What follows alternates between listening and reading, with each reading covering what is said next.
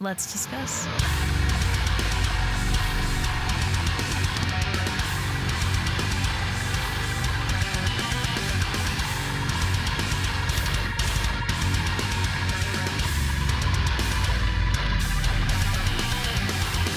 Hey everyone, it's Rachel back again with another reaction video, and today I'll be checking out a new track from The Wise Man's Fear. I did a reaction for Through Inferno when that dropped. I listened to their album Valley of Kings. It was pretty far up on my album of the year list the year before last, and yeah, I really love The Wise Man's Fear. Their discography further than that is excellent, but I've done the bulk of my listening on Valley of Kings. I love that album. It's just something about that just really hits for me. So I'm excited to check out this new single, Tailspin. I'm going to stop talking and we are going to get straight into it.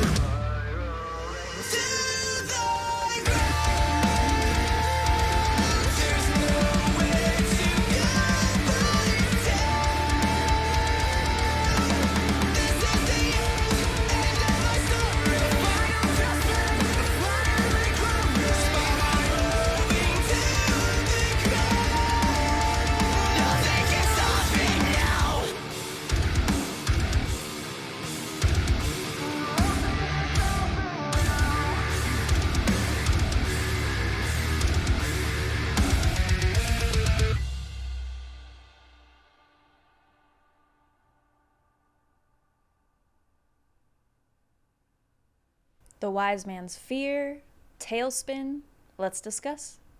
For me, immediately standing out would be the vocal performance. Unclean vocals from Joe just sound incredible. The lows, the highs, and I think that on Valley of Kings, he really kind of tapped into that anyway, but hearing this and like those lows, those highs, everything just really well delivered, especially having a breakdown like this.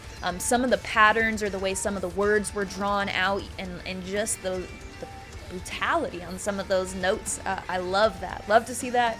It brings the energy that I think is absolutely present in the riffs here. That was another standout thing for me, especially that that chorus riff, there was something in that. And then there was that part that had like the blast beats to that really fun bouncy riff, so a lot of like bouncier gent stuff going on here, that back and forth between the blast beats and the riff not happening just once but twice. I really liked that.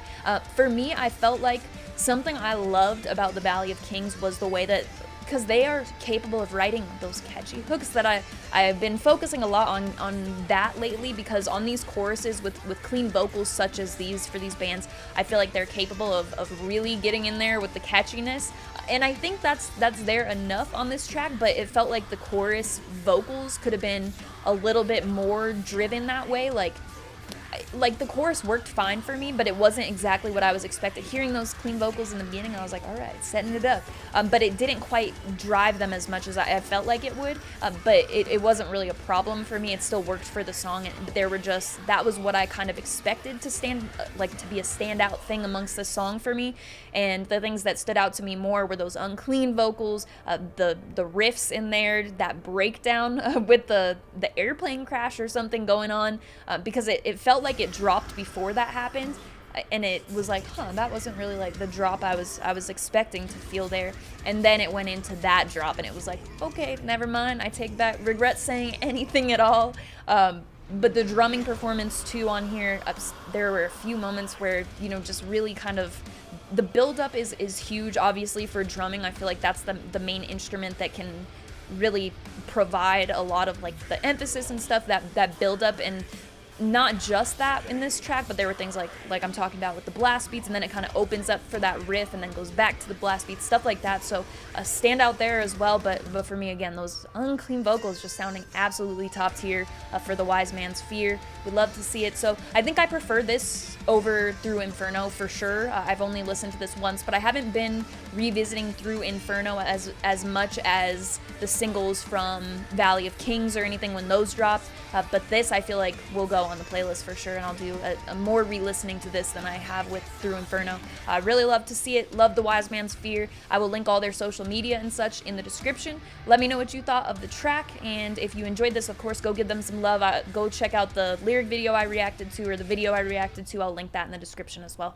Other than that, you can also find my link tree in the description, which will have the invite link for the Discord server that I talk about in every single video. It is full of a bunch of my favorite people. We've got a lot of music-related conversation, and also a lot of conversation completely unrelated to music, pets, movies, stuff like that. So if you're interested in coming to join, check that out. That will be there, as well as my Instagram profile link.